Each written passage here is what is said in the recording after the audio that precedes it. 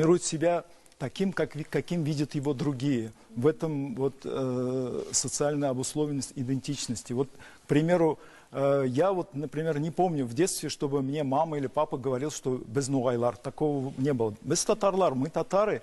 И нугай говорят, кстати, другие. Вот другие, именно вот казахи про нас говорят. Они всех татар называют нугай. Все казахи, они видят татары и говорят нугай. И, кстати, вот знаменитый наш Нугай Балиш, который вот у нас есть, да, вот мы наслышаны о нем. Да. Кстати, у нас не говорят так Нугай Балиш, у нас говорят. Что? Подожди, еще раз повтори-ка, что ты сказал? Что, ну пусть не повторяет, ну что он лезет. За слово пусть не повторяет. Ты без ножа сейчас меня застрелил, братка, без ножа застрелил!